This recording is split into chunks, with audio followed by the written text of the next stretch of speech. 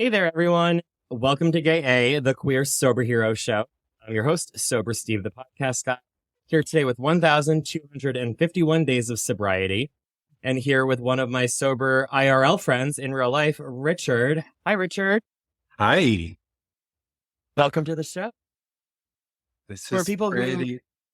who, Go ahead. so for people who have the pleasure of already knowing you, why don't you introduce yourself the way that us good old alcoholics generally do? Oh my gosh. My name is Richard Dean and I'm an alcoholic and a codependent. So welcome to the show. And how long have you been working a program of sorts?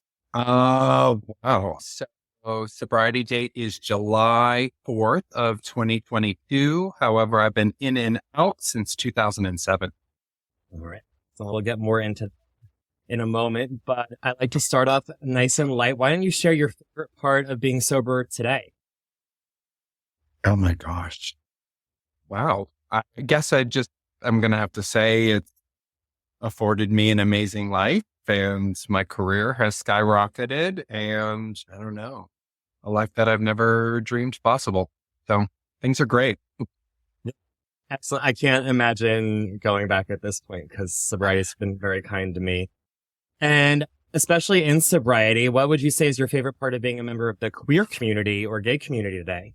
I like to think that I'm pretty tuned into the community. I get out there for all the events. Don't spend many nights in bars anymore, but I love just being out there and tied to our people, living a life that's out, free, gay, and happy, proud. Excellent. Yeah. I voted today, so that was big. With podcasting magic, today is the day that everyone's voting. I did it earlier by mail. People don't me. I just don't get into politics generally. Yes, I'm glad everyone is voting who's needing to vote because we need the votes, especially people who probably like my podcast generally will vote the same way, I would imagine. So why don't we jump into then the thick of it? Tell me a little bit about what your journey to get here today was like. Oh, it was rough. Born and raised in Manchester, New Hampshire. So I'm from the Northeast. I used to be what's known as a masshole. Moved down here when I was like 16. By the time I got down here, I was already struggling with coming out. My sexuality, drugs, alcohol, chaos all got introduced when I was 16. Hit the clubs very early in life, had a fake ID, doing that lifestyle. And that went on pretty much solid for 10 years. 10 years of chaos. I don't know really where to start. 7, I ended up checking myself into rehab after struggling for a long time. I had no more friends, no more family. I was actually a junkie, what I classified as a junkie. I was living behind a Barnes & Noble, sleeping next to a dumpster when I was 24 years old. Came in just desperately needing some help. Went to rehab 30 days, transitioned to a halfway house, worked the program really aggressively, stayed sober for 4 years. And what happens after that when everything is good and life is getting better? I stopped going to meetings. I was good. I didn't need program. I didn't need help. I was good. And eventually what happened? I ordered that famous margarita, the margarita that kind of just took me right back out to the same chaos. Yeah. That went on for another 3-4 years and back and forth, tried to get sober. Geographical changes, right? Philadelphia, Vegas, Orlando, Atlanta, Naples, Fort Myers. It's just, I was bouncing all over the place for years and I was doing what my parents had taught me best. And I come from a family of heavy drug addicts and I learned all those things that you do, using my body to get myself out there for sex and money and for a place to stay. And it was rough. It was really rough for a long time. Sometime in 2012, I was working for the company I'm with now. I had gotten a job for a local agency down in Naples. And the gentleman that I'd worked for, I was honest at the time. I was just getting back into the program. I was being honest with him about my recovery and how I had relapsed and so forth. And he brought me on entry level, and I was working there, driving 45 minutes every day to work. And it was really crazy. One Friday, I was on my way home and my car blew up on the highway. And I'd only had 3 or 4 months sober at that point after my relapsing that first time.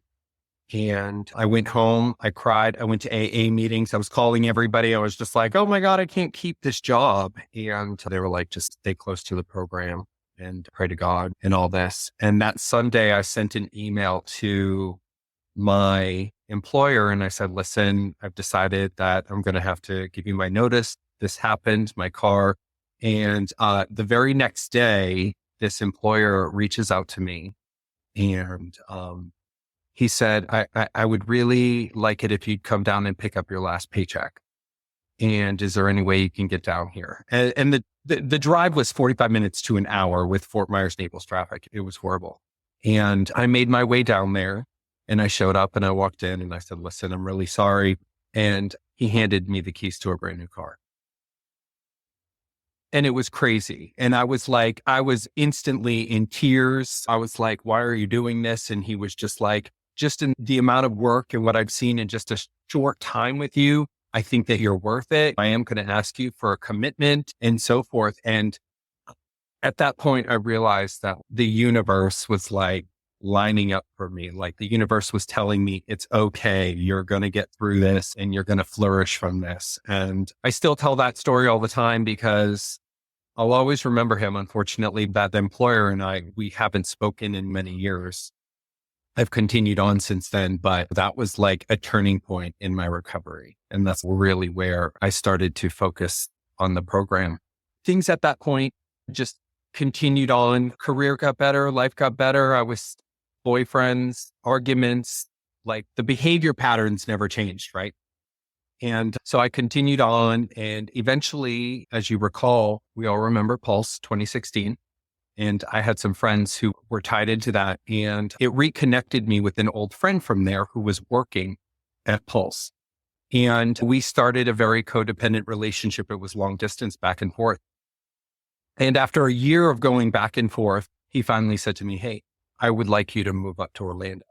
So I said, I can't really do that. I have this whole career here and everything was really flourishing down. And so I decided to take a chance. I rented my home that I had only been in for a year and a half, and I moved off to Orlando and I moved in with him. And within 60 days, what do you think happened? We ended up parting ways. And it was the same chaos that was happening when I was using and all that. I have a problem with people, places, and things. At that point, I felt defeated. I was still drinking. I was still using at that point. I had relapsed the second time, sometime in those few years. And I said, where am I going to go? And I was looking at the whole coast and I decided that I was going to root myself in Sarasota. And crazy as that is, that was 2017. I started by acquiring an apartment in Sarasota. I was still working for the same person in Fort Myers. I was literally traveling back and forth every Monday, coming home on Thursdays and Fridays. And I started it all over again in Sarasota. But when I got to Sarasota, I knew I had to get sober. And I walked into some rooms and I met some guys in the local community. And it was wonderful. Those people took me in. I told the same thing happened again. I went out there. I started to meet people. I met my ex-husband. I say ex because yes, as you know, I am divorced. But like 27, living all those character defects out, still arguing and raging and controlling and manipulating and all this stuff. And eventually that marriage fell apart. And it took me out for 4 days in 2022, which was my last relapse. And those 4 days were pretty rough. I ended up, am I allowed to say this? Am I allowed to say that I went out on 4 8-balls, pretty much trying to kill myself at that point? So Yeah. that is what happened. I was in a hotel room with 4 8-balls by myself, just ready to end all. And it was rough. It was rough. But I knew the people in the program and I knew I had to do something. And I had built this amazing career for myself. I started my company in 2019.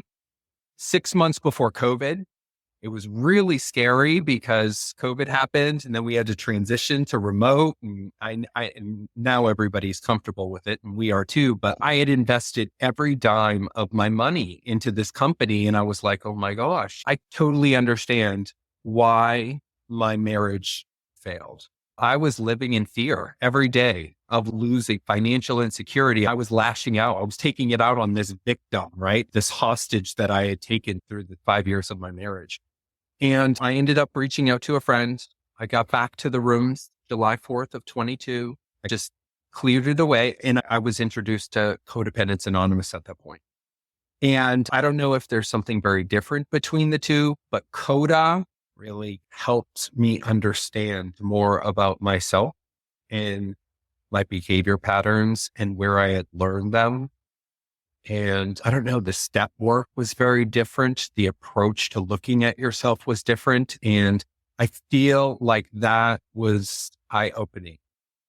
And boundaries, I learned boundaries at that point. I learned that I was okay living alone, being alone. I've been living alone for 2 years since my divorce. I'm dipping my toe in the water dating these days, but I am living alone. I'm not jumping into anything. But it taught me a lot about myself. And I worked those 12 steps and I stayed close to Ann Coda. And now is a blessing. I have clarity in my life and I have sponsees. I have 4 sponsees now and I have a fellowship and I'm getting choked up. And this is the part that makes me tear up, is realized how many blessings that I had in my life until I got into the program this last time. I feel like I really needed to experience that relapse. It brought clarity, and I have a relationship with my family now up in the Northeast, Manchester. My cousins and I are much closer today. I've met you through this program and recently moved over the bridge to St. Pete. And I got to say, I feel like I found my people, my area.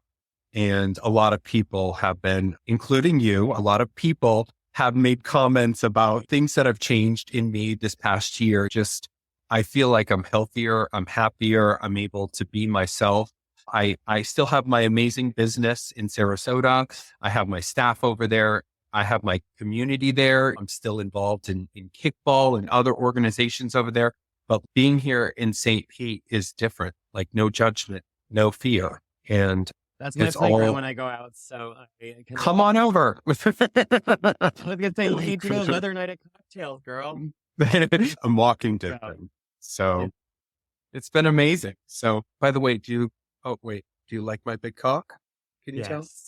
Yes. Everybody sees my big cock here, right? Yeah. There we go. So self-commissioned, I'm sure. Yes, that's right. But it's really been amazing. Not really much more I can say. Happy and healthy and joyous and free. Yeah. Thank you so much, especially sharing your stories of relapse. This is my first go around, thankfully, because people like you share that it's better out there. And when I think about alcohol, I think of it very much kind of the way you talked about with those 8 balls. Is I don't think about alcohol. I would go out and have a drink to have fun. If I think about drinking again, I'm going to have the 5 bottles next to me and I'm going to drink them all until I go into a coma. And that will be how I die, like literally. But that's where it is, at least for me, is like to drink, I know, is to die, because I wouldn't have anything that I have today if I started drinking again. It would all just go away. Are you a one-chip wonder? Good for you. That's awesome. Because I started this podcast like right away, and it's all of you like sharing that help with that. So thank you. And with that, like, I know that you have all these blessings and you get choked up over how awesome they are, but I'm sure that in sobriety, even this go around, life's thrown you some shit balls. Like, how do you get through the hard times and stay sober? It's all about fellowship, right?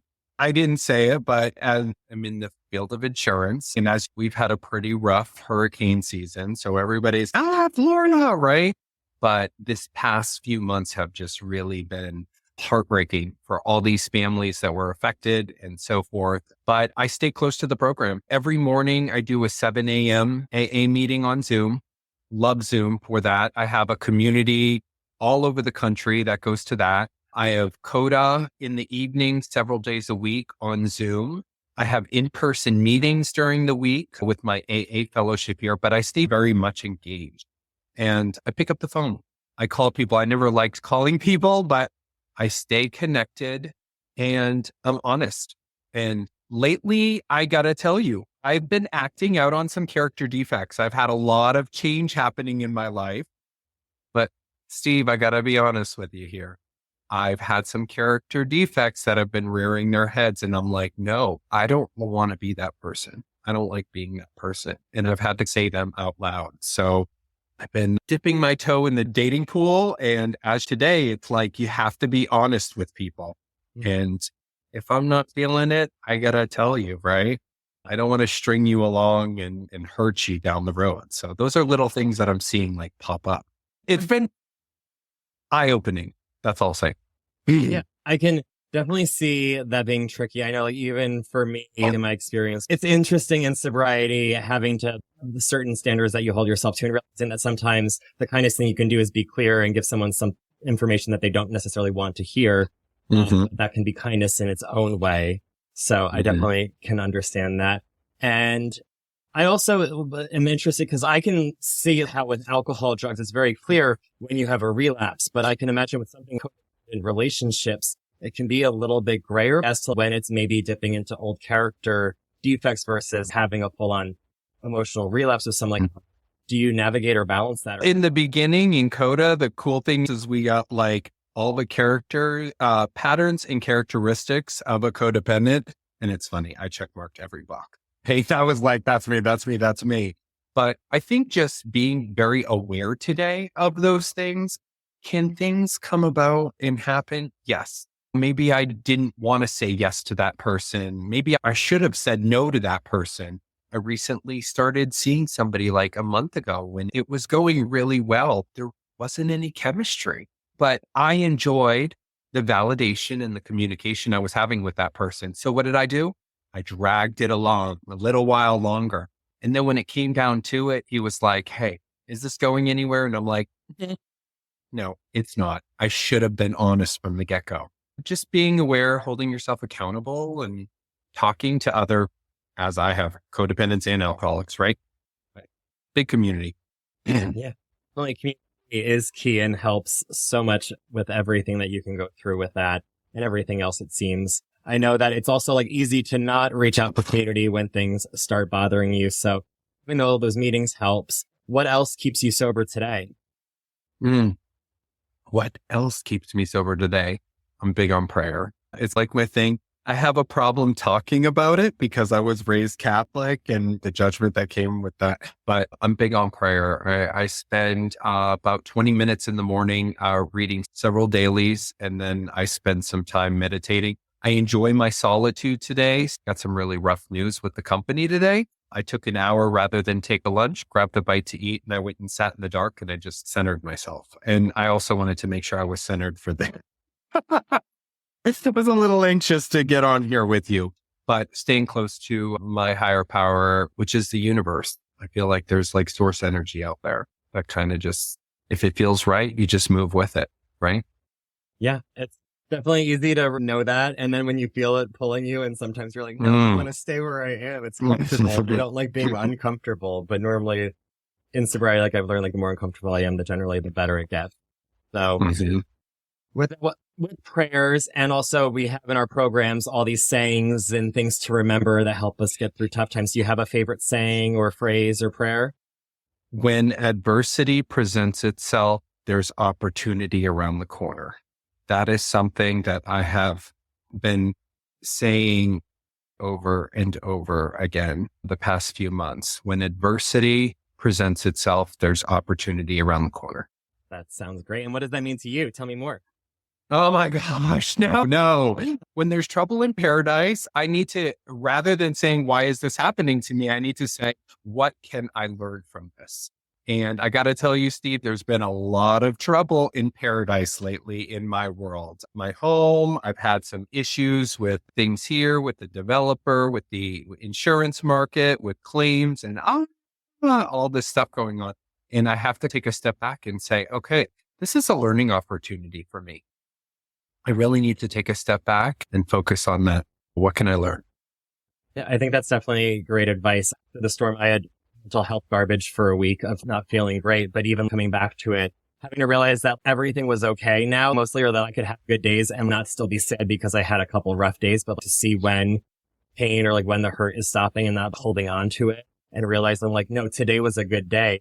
It was negative in my head and my head wasn't the best today, but the things that happened to me, I've been getting better. And it's just trying to remember that head and my like days are different. I just have to be present in the moment and not fix what's already happened or what might happen next.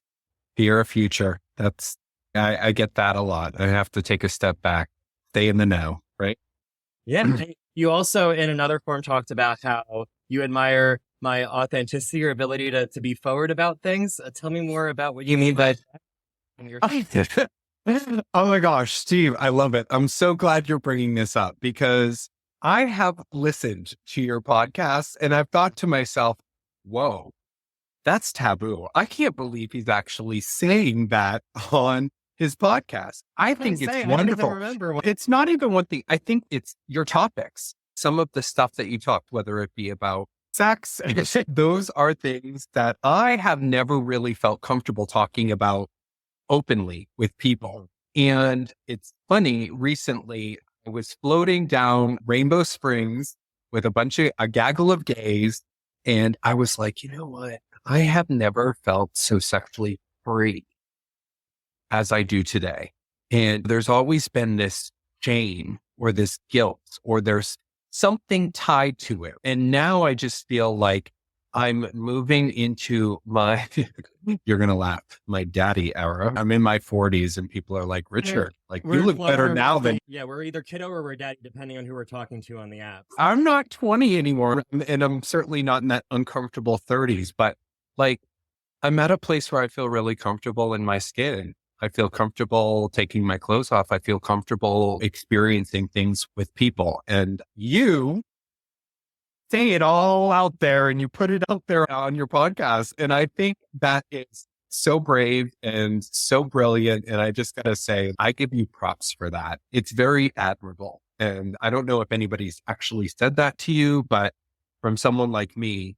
And by the way, I do also want to point out that I think you look amazing. I've seen what you've been doing with your weight loss journey and your fitness, and you're killing it. Yeah, Keep it up. It's funny that you say that because the podcast helped me with all of this because it's basically like practicing like in my studio. But like when we met was like right around the time where I like started leaving my studio and actually like, going out and just not just saying it behind a microphone, but putting my things I was talking about in action, so to speak.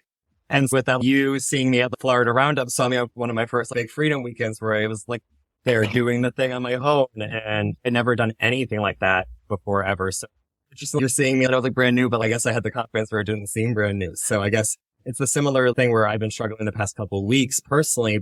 I'm very big on everyone I've talked to. They're like, but you seem good online. It's just, I guess, online and how you present yourself online is sometimes very different than how you are on the inside. It's nice to out there. It looks like I'm living the dream and feeling great and feeling confident. Sometimes I feel like I just fake it till I make it, but at least I'm still doing it. I do remember the first day I saw you at Crunch. I was working out and I saw you and you were wearing this bright, colorful shirt. And I was just like, wow, he is okay in his skin. And I thought to myself, I would never be able to wear something so bright at the gym. Look at me. I'm very, whatever the term is. But yeah, I've seen what you've done in such a short time. I think it's about a year since we met. But yeah, I think it's amazing. I think it's amazing what you've done here and in service in general. This is a huge form of service for our community. And thank you for that. We need this. Thank you. And any last bits of advice, tips to staying sober or living the best life possible? Stay close to the program. Stay engaged. Pick up the phone. Call me. Call another alcoholic. That's all I can say. So thank you. So if someone heard you and resonated with you and wants to connect, what would be the best way to do that? Either an email or an Instagram handle, something like that. Yeah, absolutely. I'm on IG. I'm Richard Dean 326. Excellent. I'll link over to that for the show notes for everyone. And thank you so much, Richard. It's been a pleasure. Thank you. And thank you, listeners, for tuning into another episode of Gay A. Make sure you're following wherever you're listening right now so you can get these new episodes when they drop every Thursday morning. Till next time, stay sober.